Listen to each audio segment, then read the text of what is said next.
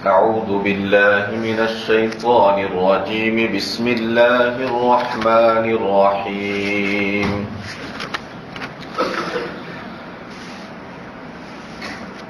لقد خلقنا الإنسان في أحسن تقويم ثم رددناه أسفل سافلين إلا الذين آمنوا وعملوا الصالحات فلهم أجر غير ممنون فما يكذبك بعد بالدين أليس الله بأحكم الحاكمين بلى وأنا على ذلك من الشاهدين. بسم الله الرحمن الرحيم. اقرأ باسم ربك الذي خلق خلق الإنسان من علق اقرأ وربك الأكرم الذي علم بالقلم علم الإنسان ما لم يعلم. صدق الله العظيم.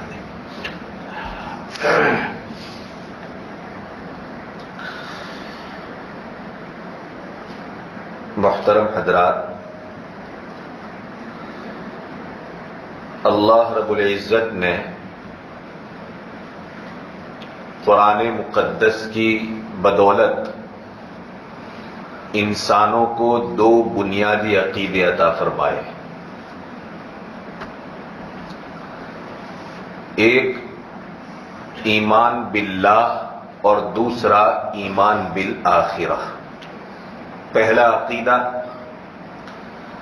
اللہ کی ذات پر ایمان اور یقین، اور دوسرا عقیدہ آخرت پر یقین اور ایمان. یہ دو بنیادی عقیدے اللہ رب العزت نے قرآن کی بدولت انسانیت کو عطا فرمائے ہیں. اگر کوئی انسان اللہ کی ذات پر ایمان اور یقین رکھے اور اللہ کے ذات کے ساتھ ساتھ اس کی صفات پر ایمان اور یقین رکھے، اس کے رسولوں پر ایمان اور یقین رکھے، اس کی نازل کی ہوئی کتابوں پر ایمان اور یقین رکھے، اور اس کی بنائی ہوئی تقدیر کے اوپر ایمان اور یقین رکھے، یہ سب چیزیں ایمان باللہ ہے.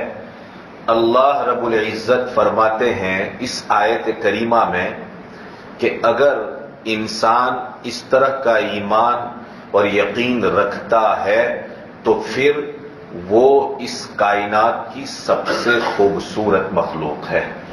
لقد خلقنا الانسان فی احسن تقویم. میں بات کر رہا تھا، کل بھی بات تو ہوئی ہوگی لیکن میں اس کو اپنے طور پر پورا کرنا چاہتا ہوں.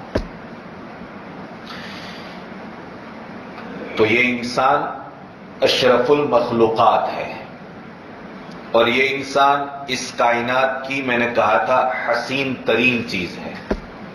سب سے زیادہ خوبصورت چیز ہونے کا شرف اور حق اس وقت حاصل ہے جبکہ اس کا ایمان ان چیزوں کے اوپر ہو. حضرت شاہ ولی اللہ محدث دہلوی رحمۃ اللہ علیہ نے بڑی عمدہ بات تحریر فرمائی ہے. فرماتے ہیں حضرت کہ اگر انسان کے پاس اللہ کی ذات پر ایمان نہ ہو تو اس انسان کا اور عالم بالا یعنی جنت، ان کے درمیان کا دروازہ ہمیشہ کے لیے بند ہو جاتا ہے. جس انسان کے پاس ایمان نہ ہو اس کے اور اوپر کی دنیا، آخرت کی دنیا کا جو دروازہ ہے یعنی کہ جنت کا جو دروازہ ہے وہ ہمیشہ کے لیے اس کے لیے بند ہو جاتا ہے، وہ کبھی نہیں کھلتا ہے جب تک کہ اس کے پاس ایمان باللہ نہ ہو. اور پھر حضرت شاہ صاحب اس کی ایک مثال بیان فرماتے ہیں، اس کا ایک ایگزامپل دیتے ہیں، بہت شاندار ایگزامپل.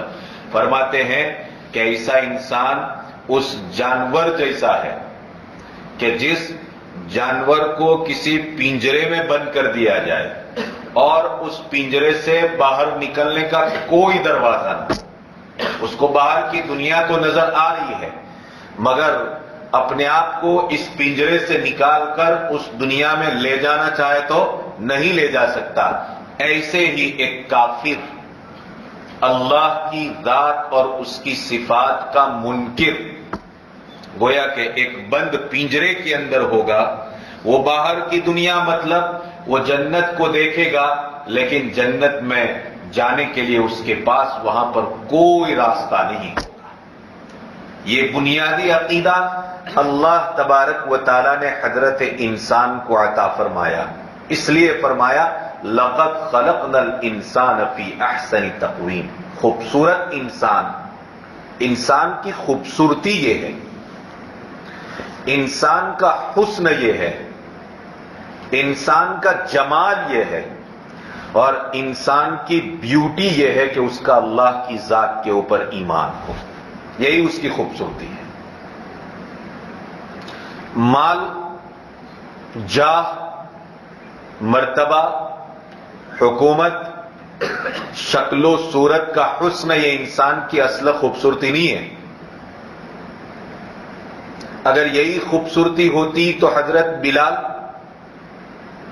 کالے کلوٹے تھے، مال بھی نہیں تھا، مقام اور مرتبہ بھی یعنی کہ کوئی جاہ بھی نہیں تھا، منصب بھی نہیں تھا، حکومت بھی نہیں تھی، لیکن اس کے باوجود بھی آپ جانتے ہیں کہ اس دھرتی کے خوبصورت افراد میں سے ایک فرد کون ہے؟ حضرت بلال ہے۔ کس بنیاد پر؟ ایمان باللہ کی بنیاد پر، اللہ کی ذات پر ایمان ہونے کی بنیاد پر۔ اس سے اندازہ ہوتا ہے کہ ایمان کتنی قیمتی شے ہے، اس کی حفاظت کے لیے جو طریقے اپنائے جا رہے ہیں وہ کیوں ضروری ہے، اس سے اندازہ ہوتا ہے، اس لیے کہ اس کے بغیر انسان کی خوبصورتی ہی ختم ہو جاتی ہے۔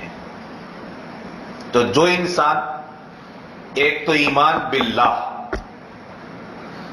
اور دوسرے نمبر پر ایمان بالآخرت۔ کیا مطلب ایمان بالآخرت کا؟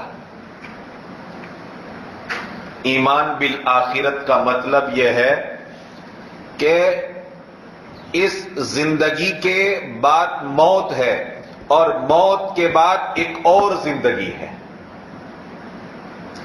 اور اس زندگی کے اندر دنیا کے تمام اعمال کا محاسبہ ہونا ہے، اکاؤنٹیبلٹی ہے وہاں پر، اور ان اعمال کی بنیاد پر جزا اور سزا کا فیصلہ سنایا جائے گا، ان اعمال کی بنیاد پر جنت اور جہنم کا فیصلہ سنایا جائے گا۔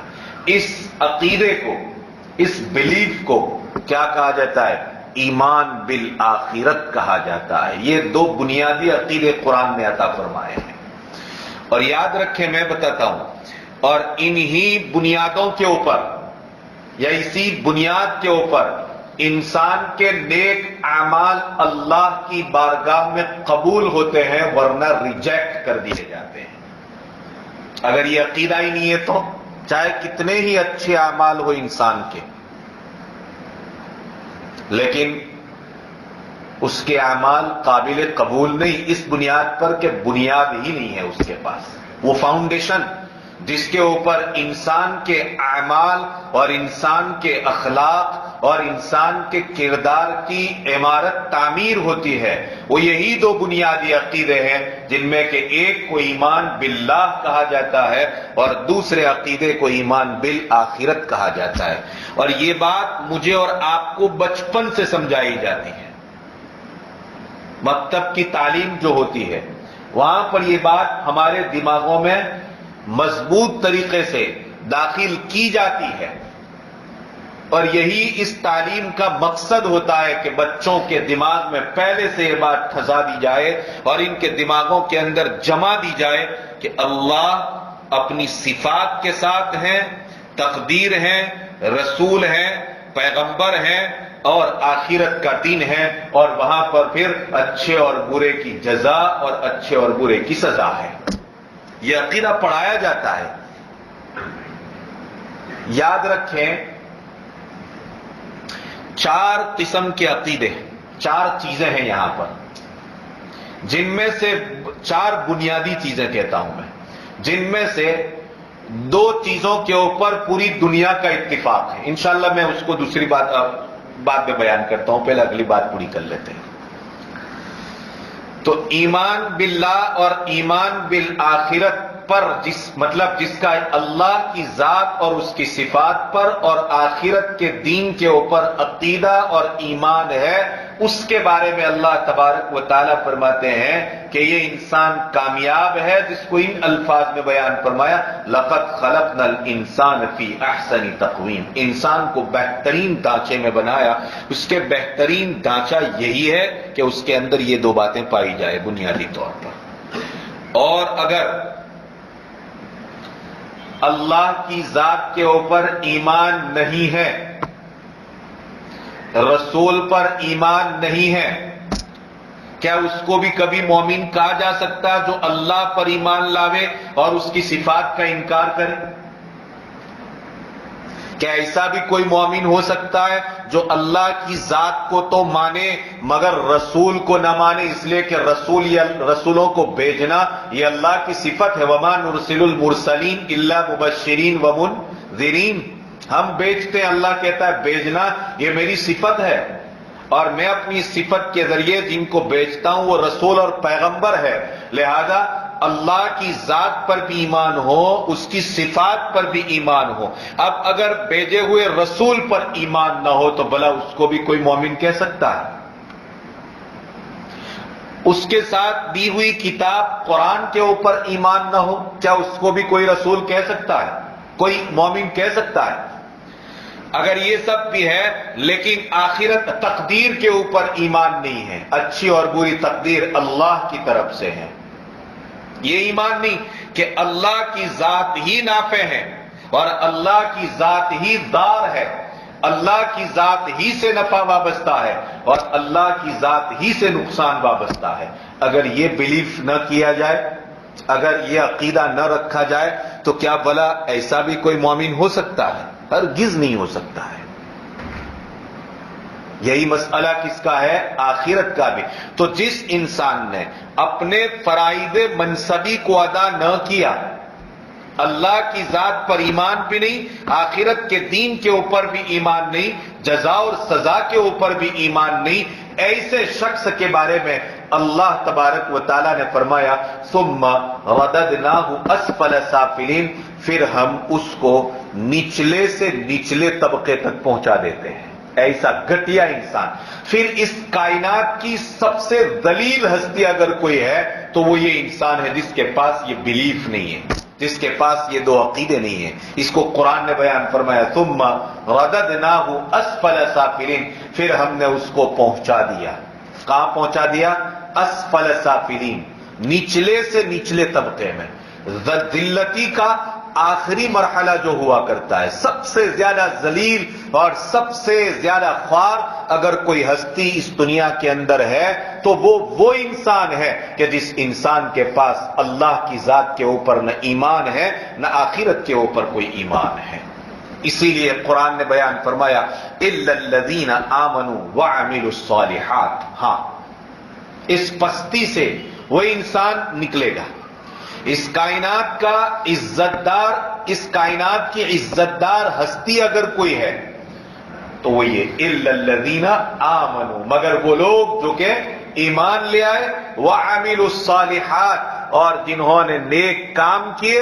اللہ رب العزت وہی عقیدہ آخرت کو سامنے یاد دلا کر کے حضرت انسان کو کہہ رہے ہیں فَلَهُمْ أَجْرٌ غَيْرُ مَمْنُونَ، ایسے لوگوں کے لیے روز آخرت غیر متناہی، کبھی ختم نہ ہونے والا اجر ملے گا، کبھی ختم نہ ہونے والا۔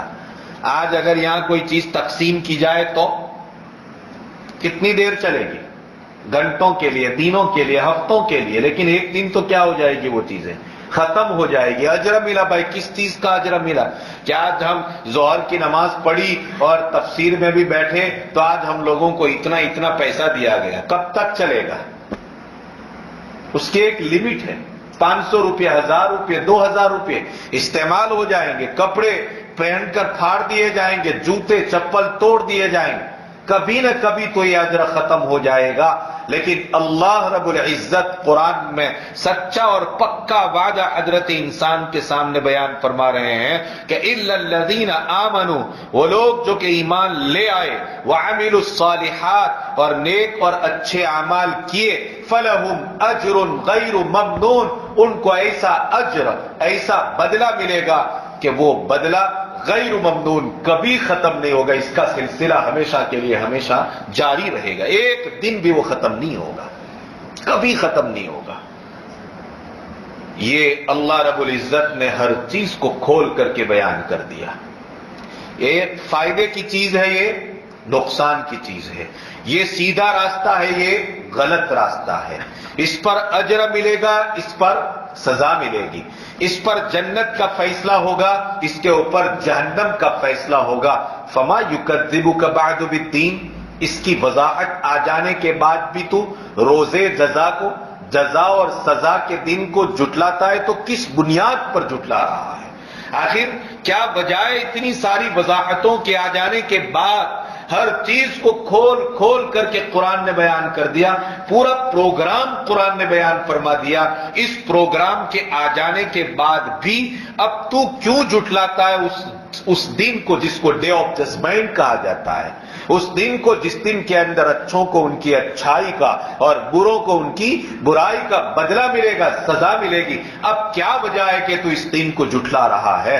फमा युकद्दिबुका बअदु बिद्दीन, क्या दुनिया के अंदर तू नहीं देखता कि अगर दुनिया की हुकूमत में कोई अच्छा काम करने वाला है तो उसको उसकी अच्छाई का बदला देते हैं, और अगर कोई बुराई करता है तो उसको भी अदालत में ले जाकर के उसको सजा दिलवाई जाती है? होता है कि नहीं भाई? ये अच्छा है, ये बुरा है, अच्छों को अच्छाई और बुरों को बुराई की सजा दुनिया में मिलती है, ये एकदम वाज़ेह चीजें हैं। तो क्या अलैहिस्सल्लाहु बिअहकमिल हाकिमीन, क्या अल्लाह तबारक व तआला फैसला करने वालों में सबसे बड़ा फैसल नहीं है? तमाम हाकिमों का हाकिम नहीं है अल्लाह तबारक व तआला? दुनिया की अदालतों में तो गलत फैसले भी होते हैं और हो सकते हैं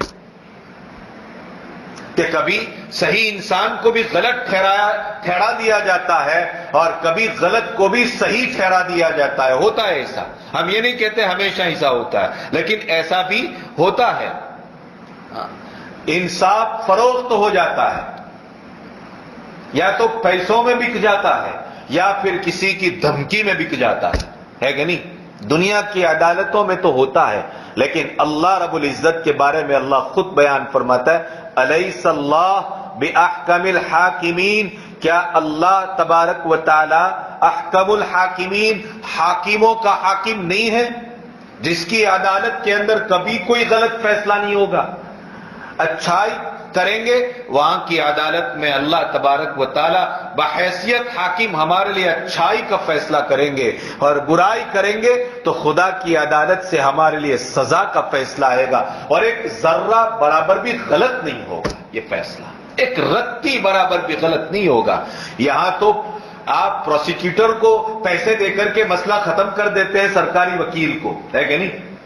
या आप अपने अपोजिशन के वकील को तोड़ताड़ करके रख देते हैं और पैसे दे करके उसको अपने मुआफिक बयान दिलवा देते हैं और अपने हक में फैसला करवा लेते हैं। वहां न कोई प्रोसिक्यूटर होगा, वहां न कोई बैरिस्टर होगा, वहां न कोई वकील होगा, वहां हर चीज मेरे और आपके आज़ा से होगी। ये बोलेंगे, इंसान का रुआ रुआ बोलेगा, वहां पर छूटने नहीं पाएगा। अलैहिस्सल्लाहु बिअहकमिल हाकिमीन। अल्लाह के रसूल सल्लल्लाहु अलैहि वसल्लम जब ये आयत करीमा पढ़ते थे, अलैहिस्सल्लाहु बिअहकमिल हाकिमीन, तो दिमाग में इतना इस्तेहजार था कि आप फौरन अपनी जबान से बोल पड़ते थे, सुबहानका, बला, एक बारी तबारक व तआला की जात पाक है, क्यों नहीं? अलैहिस्सल्लाहु बिअहकमिल हाकिमीन, क्या अल्लाह हाकिमों का हाकिम नहीं है? तो जवाब क्या होगा? बोलो, क्यों नहीं? जैसे आप बाप اپنے بیٹوں کو بٹھا کر کے کوئی نصیحت کر رہا ہو اور آخری وارننگ ان کو دے رہا ہو تو اس موقع کے اوپر وہ یہ کہتا ہے کہ کیا میں تمہارا باپ نہیں ہوں؟ تو بیٹوں کا کیا جواب ہوگا؟ کیوں نہیں بزرگ حضرت محترم آپ ہمارے والد محترم ہیں. ہوتا ہے نا یہ.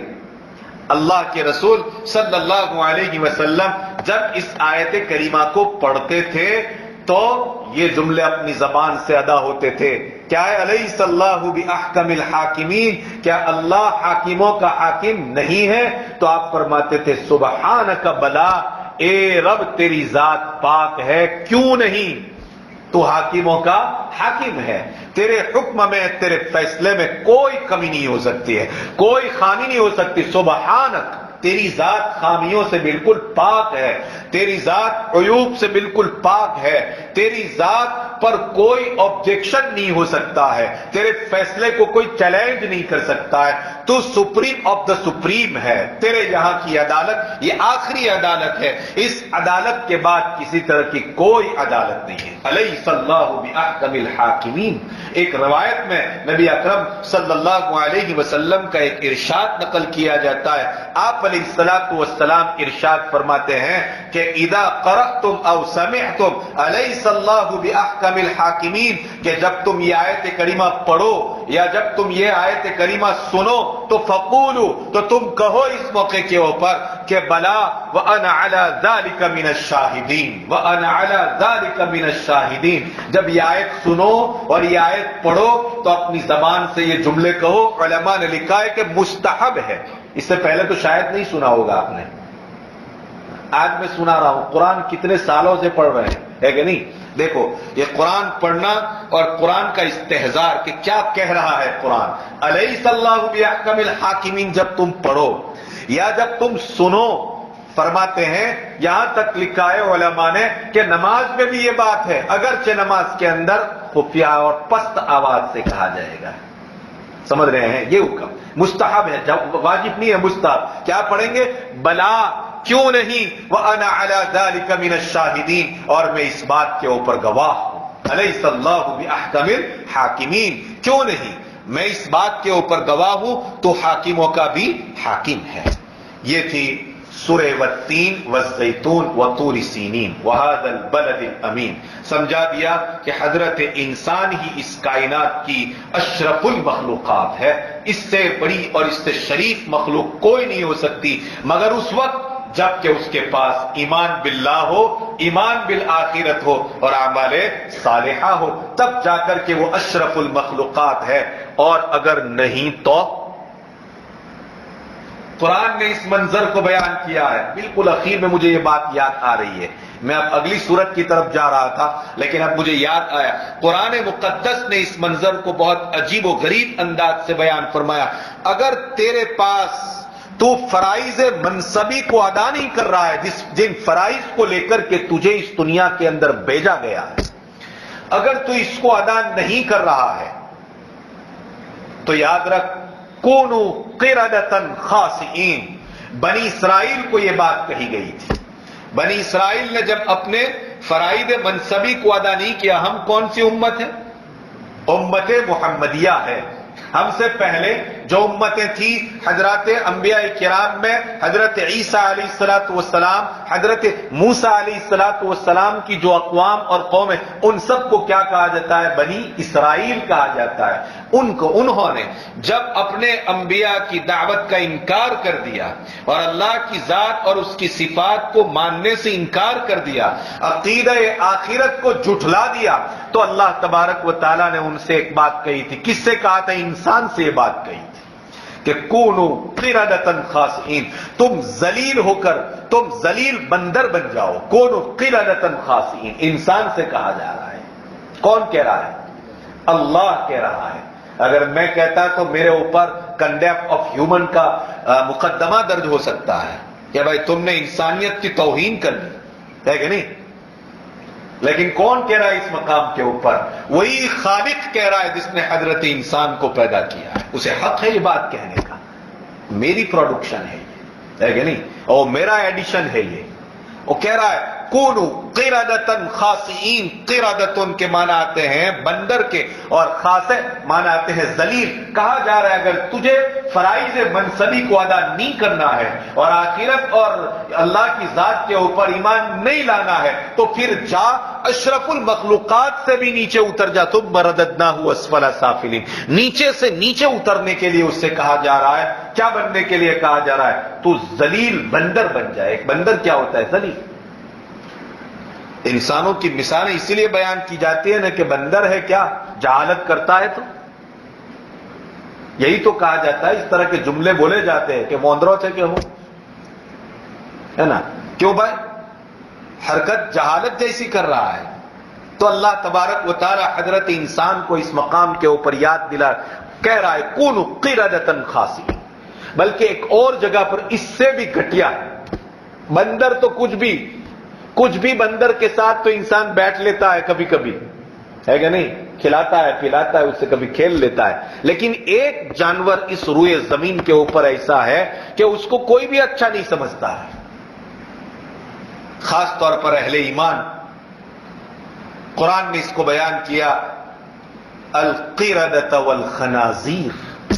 القردۃ والخنازیر، قردہ یعنی کہ بندر اور خنازیر یعنی کہ خنزیر. حضرت انسان کے لیے یہ لفظ استعمال ہوا ہے. بندر ہو جا، یا پھر تو یہ تو بندر ہے اور خنزیر ہے، اور بلکہ اس سے بھی کیا ہے بولو گئے گزرے ہیں. جس طرح خنزیر کے اندر ایک خصلت پائی جاتی ہے، خنزیر جانتے ہیں نا، سوبر پگ، جس کے اندر ایک خصلت پائی جاتی ہے، ہمیشہ وہ گندگی چاٹتا رہتا ہے، کھاتا رہتا ہے. دیکھا ہوگا ہمیشہ گندگی کھاتا ہے. وہ انسان جو اللہ کی ذات کے اوپر ایمان نہ رکھے، رسول کو اپنا رسول نہ مانے، ان کے اوپر نازل کردہ کتاب کو اپنی آخری کتاب تسلیم نہ کرے، عقیدہ آخرت کو نہ مانے، اللہ تبارک و تعالیٰ کہتے ہیں کہ پھر یہ مشرک ہے. اور یہ مشرک گویا کہ یہ گندگی اور اس گندگی سے بھی بدتر ہے. یہ جو خنزیر کھاتا ہے اس سے بھی گیا گزرا انسان ہے. اللہ تبارک و تعالی میری اور آپ کی حفاظت فرماوے. ہمیں لقد خلقنا الانسان فی احسن تقویم کے اندر شامل رکھے. ہمیں رددناہ اسفل سافلین، جو نچلے سے نچلے طبقے کی باتیں ہیں اس سے اللہ میری اور آپ کی حفاظت فرمائے. کیسے بچا جا سکتا ہے اس سے بتاؤ؟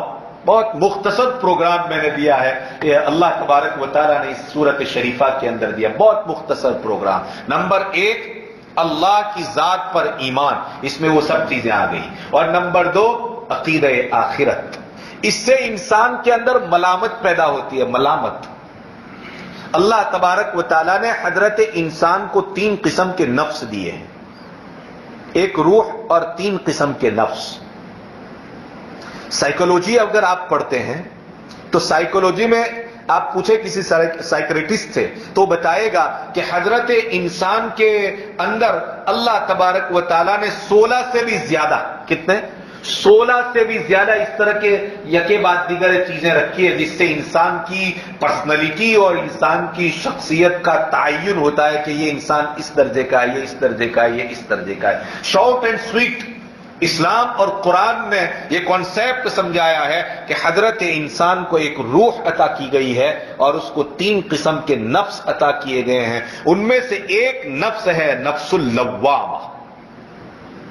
وما ابرئ نفسی، قرآن نے اس منظر کو بیان کیا. ایک ایک آیت آپ چن چن کر کے انتخاب دیکھیں. وما ابرئ نفسی ان النفس لامارۃ بالسوء، ایک جگہ پر. پھر کیا ہے؟ لوامہ. ہاں لیکن وہ آیت کریمہ ذہن میں نہیں آ رہی اس وقت. یا ایتھا النفس المطمئنہ، یہ دوسرا نفس. اور پہلے نمبر کا نفس قرآن نے اس کو بھی بیان فرمایا ہے بالنفس اللوامہ. بالنفس اللوامہ یعنی ملامت کرنے والا نفس. ایک انسان جب کوئی گناہ کرتا ہے یا کوئی بے حیائی کا کام کرتا ہے یا نہ کرنے کا کام کرتا ہے تو اسے کیا کہا جاتا ہے پتہ ہے؟ ارے بھائی ذرا شرم کرو. شرم. کیا جملے استعمال ہوتے ہیں؟ یہی تو کہتے ہیں نا بھائی شرم کرو. حدیث پاک میں اس بات کو بیان کیا اذا فاتک الحیا فافعل ما شئت. تم جب بے شرم جو میں اگر کوئی کام برا کام کرنا ہے تو بے شرم بن جاؤ. بے شرمی اور برا کام یہ بہت سوٹیبل ہے. اس کا مطلب کیا؟ ارے شرم کرو. شرم ہے کہاں؟ کیا کسی دکان پہ ملتی ہے؟ شرم یہی ہے کہ انسان کا نفس اس کو ملامت کرے اس بات کے اوپر، اس کا ضمیر اس کو یہ کہے کہ میں مسجد میں بیٹھ کر کے بلند آواز سے باتیں کروں. اس کا ضمیر، اس کو کہتے ہیں لوامہ. سمجھ میں آ رہی ہے بات؟ عقیدہ آخرت سے انسان کو کیا ملتا ہے میں بتاتا ہوں. دا امپیکٹ آف عقیدہ آخرت آن ہیومن نفس. انسان کے نفس کے اوپر عقیدہ آخرت کا اثر کیا پڑتا ہے؟ وہ یہی عقیدہ آخرت کا اثر پڑتا ہے کہ انسان کو جھنجھوڑتا ہے. یہ عقیدہ جیسے شرم انسان کو جھنجھوڑ کے ملامت کرتی ہے، نفس انسان کو ملامت کرتا ہے. اب یہ اس طرح کی آیت جب انسان پڑھتا ہے، اگر میں ایک بات آپ کو آج کہہ دینا چاہتا ہوں، اگر اپنے نفس کو لوامہ بنانا چاہتے ہو، سمجھ میں آ رہی ہے بات؟ ملامت کرنے والا نفس جو بھی غلط کام کرے تو نفس تجھے ٹوکے گا، بھائی دیکھ تیری داڑھی ہے تو یہ کام نہیں کر سکتا. یہ ملامت ہوئی. بھائی تم حافظ قرآن ہو، تم اس طرح کی زبان استعمال، اس زبان سے قرآن کے بول پڑے جاتے ہیں، تم سے یہ چیز اچھی ہے. یہ میرا نفس کہے مجھے، اس کو کہتے ہیں ملامت. چاہیے کہ نہیں چاہیے ایسا نفس؟ بات سمجھ رہے ہیں؟ گالی گلوچ نفس کہہ رہا ہے کہ نہیں یار یہ میرا کام نہیں ہے. بیجا غصہ نفس کہے کہ نہیں اس کی کوئی گنجائش نہیں، ملامت کرے کیوں تو نے اس موقع کے اوپر اس طرح کا غصہ کیا. اللہ سے یہ نفس مانگنا پڑتا ہے کہ اللہ مجھے نفس لوامہ عطا فرما، نفس امارہ سے میری حفاظت فرما، نفس لوامہ عطا فرما، اور اخیر میں نفس مطمئنہ کی دولت سے مالا مال فرما. انشاءاللہ اس کے اوپر کبھی میں روشنی ڈالوں گا. یا ایتھا النفس المطمئنہ ارجعی الی ربک راضیۃ مرضیہ فادخلی فی عبادی وادخلی جنتی. اس موقع پر انشاءاللہ اس پر تفصیل سے روشنی ڈالیں گے. انسان کو یہ نفس اس کا کیا کر رہا ہو؟ ملامت کر رہا ہو، پنچنگ جس کو کہتے ہیں ملامت کرنا. یہ آیتیں جو ہے نا پورا، تو میں کہنا چاہتا یہ پورا 30واں پارہ اگر آپ اس کو پڑھیں اور اس کی سٹڈی کریں، اس کو سمجھیں. میں نے جن آیات کا اور جن صورتوں کا انتخاب کیا اس کی ایک بڑی وجہ یہ بھی ہے کہ آج انسان کے اندر سے وہ نفس ہی مر رہا ہے کہ جو نفس کسی گناہ کے اوپر انسان کو ملامت کرے اور اس گناہ سے اس کو روک لے. بہت سارے لوگ کہتے ہیں کہ مولانا کیا کرے، اب جو ہے گناہ ہو ہی جاتا ہے. آخر وجہ کیا ہے؟ وجہ یہی ہے کہ آپ نے اپنے اس نفس کو زندہ نہیں رہنے دیا. جو نفس آپ کو گناہ کے موقعوں کے اوپر ملامت کرتے ہوئے روکتا ہے، ضمیر انسان کا جھنجھوڑتا ہے انسان کو، اس کو کہتے ہیں نفس لوامہ. یہ پورا 30واں پارہ آپ پڑھیں گے نا تو جگہ جگہ کے اوپر القاریہ ما القاریہ وما ادراک ما القاریہ ہے کہ نہیں؟ یہ آپ پڑھیں گے نہیں آیت الحاقہ ما الحاقہ. خیر تو یہ سب صورتوں میں اللہ تبارک و تعالیٰ نے موت کے بعد قبر، برزخ، پھر آخرت، پھر میدان محشر، خدا کی ذات کا رعب دبدبا، پھر جنت جہنم، اس کے عذابات، ان سب چیزوں کو بہت ہی زیادہ 30ویں پارے کے اندر یہاں ان صورتوں کے اندر اللہ رب العزت نے بیان فرمایا. اس کو پڑھنے کا بہت بڑا فائدہ انسان کو یہ ہوتا ہے کہ انسان کو اس کا نفس مل جاتا ہے، نفس لوامہ، ملامت کرنے والا نفس. اور یہ اس کے بغیر کبھی بھی انسان اچھا نہیں بن سکتا. یاد رکھ لینا اس بات کو، نوٹ کر لو اس کو. کبھی بھی انسان اس کے بغیر اچھا نہیں بن سکتا ہے. آپ تاجر ہیں، آپ اپنے ترازو کو لے کر کے کھڑے ہیں، آپ کے پاس گراہک آیا ہے، آپ ڈنڈی مارنا چاہتے ہیں. آپ کے پاس اگر یہ نفس ہے ملامت کرنے والا کہ بھائی آج تو ڈنڈی مارے گا لیکن روز قیامت اس ڈنڈی کا جواب دینا ہے، کیونکہ عقیدہ آخرت ہے ہمارے پاس. اب یہی عقیدہ آخرت یہاں پر اس کا امپیکٹ دیکھیے، اس کا اثر دیکھیے کہاں پر پڑ رہا ہے؟ نفس پر پڑ رہا ہے، اور نفس کو ملامت کرنے والا بنا. ایک امارہ ہے جو حکم دے رہا ہے کہ مار دے ڈنڈی، مزہ آ جائے گا، کہ نہیں؟ کہہ رہا ہے ایک نفس. جھوٹ بول دے قیمت بڑھا کر, گٹیا چیز کی قیمت بڑھا دے جھوٹ بول کر, اللہ کی قسم کھا کر, ہے کہ نہیں؟ یہ امارہ, یہ ایک نفس ہوا جس نفس کو نفس امارہ کہتے ہیں. انسان کو ہمیشہ برائی کا حکم دیتا ہے, انسان کو ہمیشہ خواہشات کا حکم دیتا ہے, لیکن اس سے بڑا ہمیں جو نفس پانا ہے وہ نفس کون سا ہے؟ نفس لوامہ ہے, ملامت کرنے والا نفس. اب یہ کہتا ہے کہ نہیں جناب ایسا آپ نہیں کر سکتے, اگر کریں گے تو قیامت کے دن اس کا جواب دینا ہے. ہر جگہ کے اوپر یہ نفس کام لگتا ہے. تو اس صورت کا ایک پیغام یہ بھی ہے کہ حضرت انسان کو عقیدہ آخرت سمجھ میں آتا ہے, اور یہ عقیدہ آخرت انسان کو بہت سارے گناہ سے روک لیتا ہے, بہت سارے گناہ سے روک لیتا ہے. اس کے بغیر انسان گناہ سے روکنا چاہے تو نہیں رک سکتا. اگر عقیدہ آخرت, آپ دیکھو دنیا کی قوم جو گناہ کرتی ہے اکثر, یا تو عقیدہ آخرت نہیں ہے, یا اگر ہے تو عقیدہ آخرت کمزور ہے. میرا عقیدہ آخرت کمزور, اگر ہر وقت میری آخرت میرے سامنے ہے, کیا مجال ہے کہ انسان گناہ کرے؟ جہنم کی وہ آگ جو میں نے آپ کے سامنے بیان کی تھی, نارن تلظا, بھڑکتی ہوئی آگ, شعلے مارتی ہوئی آگ, اگر دماغ میں ہے کیا مجال ہے کہ غلط کروں؟ ہمت ہوگی کسی کی غلط کرے؟ کبھی نہیں ہوتی ہے. اس کرنٹ کے اوپر اتنا یقین ہے, بجلی کے اس تار کے اوپر, کہ اگر پکڑوں گا تو ابھی انا للہ و انا الیہ راجعون ہو جاؤں گا, ہے کہ نہیں؟ تو کیا آپ کوئی ہمت کرتا ہے اس کو پکڑنے کی اس وقت؟ اس لیے کہ ہمیشہ اور ہر وقت یہ دماغ میں ہے. اتنی ساری مثالوں کے ذریعے ہم عقیدہ آخرت کو سمجھ سکتے ہیں. اس کا استحضار ہے جناب, نہیں کر سکتے. اگر کریں گے تو زندگی ختم ہو جائے گی نا. بس اس سے کہیں زیادہ مضبوط عقیدہ کہاں کا ہونا چاہیے؟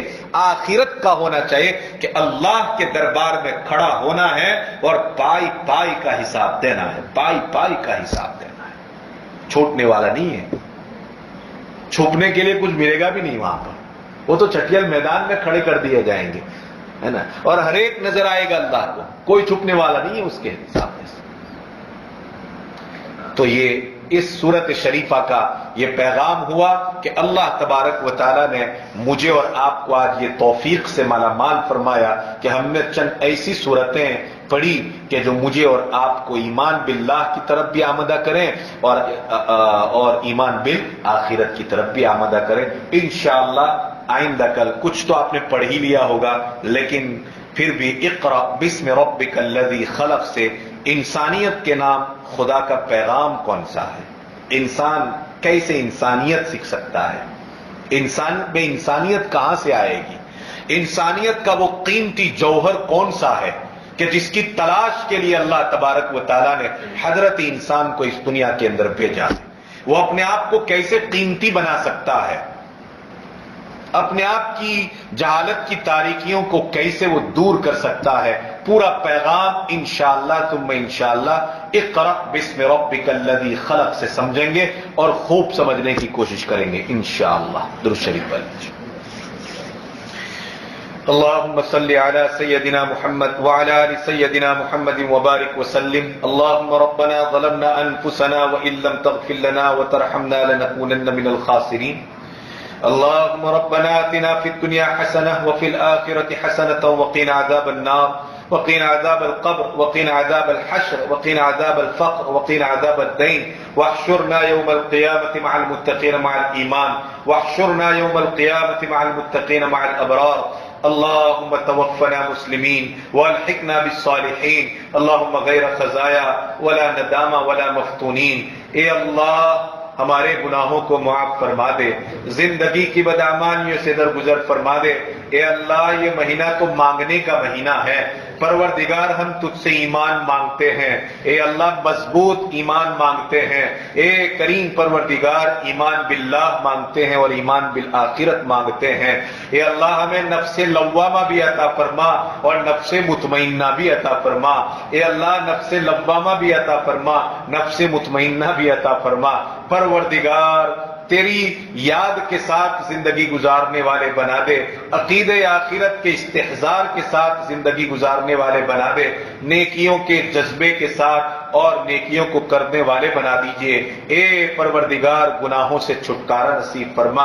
اے اللہ گناہوں کے دلدل میں پھنسے ہوئے ہیں، پروردگار گناہوں کے دلدل میں پھنسے ہوئے ہیں۔ اے اللہ یہاں سے تو ہی نکال سکتا ہے، تو نکالے تو ہم نکلے ہیں پروردگار۔ اے اللہ تجھ سے کوئی چیز بعید نہیں ہے، تو تو قادر مطلق ہے پروردگار، تو قادر مطلق ہے۔ اے اللہ اس پیارے اور بابرکت مہینے میں جب تیری رحمت کی برسات برستی ہے، تیری برکتوں کے انبار لگے ہوئے ہیں، پروردگار ہم گنہگاروں کو اے اللہ گناہ کے دلدل سے نکال کر اے اللہ نیکی اور طاعت کی طرف لیا۔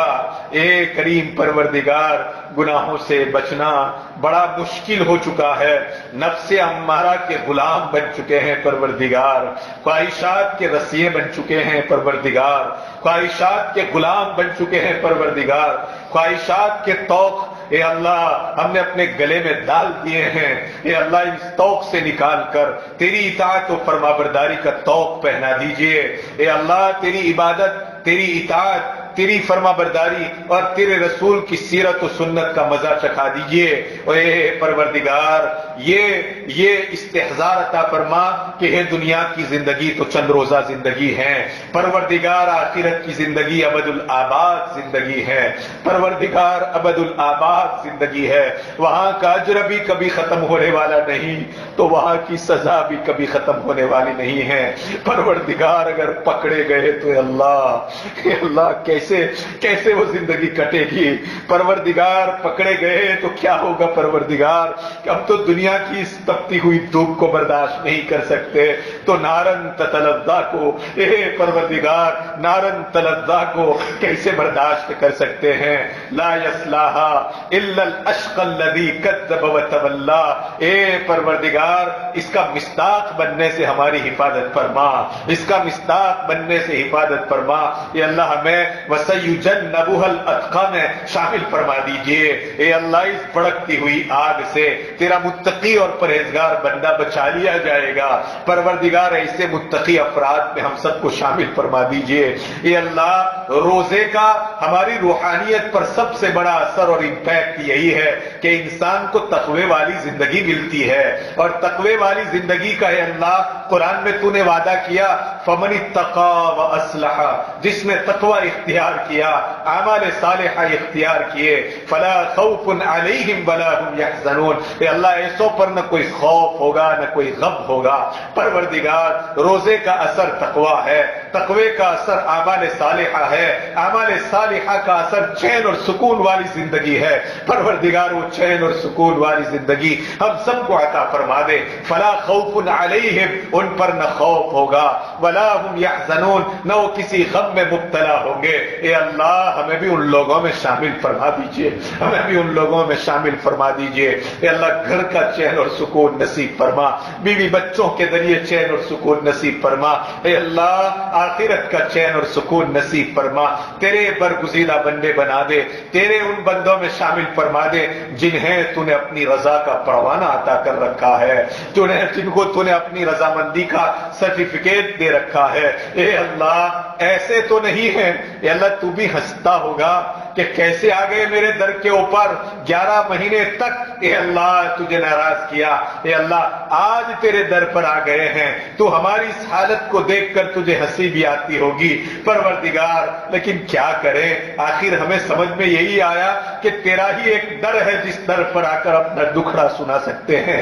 پروردگار تیرے دکھی بندے تیرے در پر بیٹھ کر کے تجھے اٹھانے کے لیے، تجھے لبھانے کے لیے اپنے ہاتھ پھیلا کر کے بیٹھے ہوئے ہیں۔ پروردگار یقیناً گنہگار ہیں، اے اللہ بہت بڑے بڑے گناہ کیے ہیں اور بہت بڑے بڑے پاپ کیے ہیں، اے اللہ سب سے بڑے مجرم ہم ہیں، سب سے بڑے پاپی ہم ہیں۔ پروردگار آج تو نے تیرے سامنے اپنا دکھڑا سناتے ہیں، اے اللہ تو ہی دکھیوں کے دکھ کا اے اللہ دور کرنے والا ہے، تو ہی ہم غریبوں کا داتا ہے۔ پروردگار تیرے در سے وہ ملتا ہے جو کسی در سے نہیں ملتا۔ اے اللہ اتنی لجاجت کے ساتھ کسی امیر کے در پر چلے جائے تو پروردگار وہ بھی محروم نہیں کرتا ہے۔ پروردگار آج تجھ سے تیری مغفرت مانگتے ہیں، پروردگار تجھ سے تیرے رحم کا سوال کرتے ہیں، تجھ سے تیرے کرم کا سوال کرتے ہیں، تجھ سے تیری بخشش کا سوال کرتے ہیں، یا اللہ تجھ سے تیری رضا کا سوال کرتے ہیں۔ پروردگار تو راضی ہو جائے، دنیا ناراض ہو جائے، کوئی پرواہ نہیں ہے۔ یا اللہ دنیا کو راضی کر کر کے تھک چکے ہیں، دنیا کے انسانوں کو راضی کر کر کے تھک چکے ہیں۔ پروردگار آج سمجھ آئی کہ راضی تو تجھے کرنا ہے، کہ اللہ راضی تو تجھے کرنا ہے۔ اے کریم پروردگار راضی ہو جا، ہم کو راضی کر لے، اے اللہ راضی ہو جا، راضی کر لے۔ اے اللہ عقیدہ ایمان پر پختگی عطا فرما، اے اللہ ایمان پر خاتمہ نصیب فرما، ایمان پر خاتمہ نصیب فرما، عفو عافیت والی زندگی عطا فرما، حلال اور طیب رزق نصیب فرما، ہموم اور غموم سے نجات اور چھٹکارا نصیب فرما۔ اے پروردگار بیماروں کو شفاء کاملہ عاجلہ مستمرہ مستقلہ نصیب فرما، مقروضین کو قرضوں کی ادائیگی کی کیف سے شکلیں اور صورتیں پیدا فرما، پریشان حالوں کی پریشانیاں دور فرما، بے روزگار کو روزگار نصیب فرما، روزگار والوں کے روزگار میں خوب برکتیں پیدا فرما۔ اے کریم پروردگار، اے کریم پروردگار تیری ذات کے علاوہ سب سے بے نیاز بنا دے، سب سے بے نیاز بنا دے، سب سے بے نیاز بنا دے۔ اے اللہ تیرے دین پر کامل یقین نصیب فرما، قرآن پر کامل یقین نصیب فرما۔ اے اللہ یہ بیٹھتے ہیں، سنتے ہیں، سناتے ہیں، اے اللہ تجھے راضی کرنے کی ایک شکل اپنائے ہوئے ہیں۔ پروردگار ہم سب کو قبول فرما لے، ہم سب کو قبول فرما لے، ہماری اولاد کو قبول فرما لے، ہماری اولاد کو حافظ کامل بنا، عالم بعمل بنا، دین کے دائی اور شہدائی بنا۔ اے کریم پروردگار آنکھوں کی ٹھنڈک بنا، اے اللہ آنکھوں کی ٹھنڈک بنا، عالم کے لیے آنکھوں کی ٹھنڈک بنا۔ ہمارے مرحومین کی بال بال مغفرت فرما، بال بال مغفرت فرما، ان کے درجات کو بلند فرما۔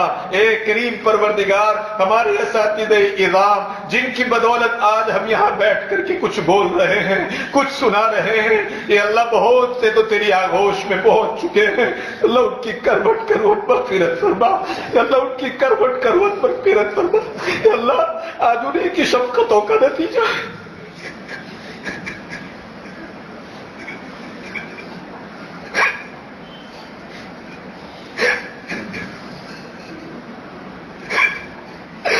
اے اللہ انہی کی شفقتوں کا نتیجہ ہے، انہی کا پیار تھا اے اللہ کہ آج اس لائق اور قابل بنائے کہ آج یہاں بیٹھ کر کے اللہ کچھ سمجھ رہے ہیں، کچھ سمجھا رہے ہیں، بہت سے زندہ ہے۔ پروردگار انہیں عافیت والی زندگی نصیب فرما، ہمارے ماں باپ کو عافیت والی زندگی نصیب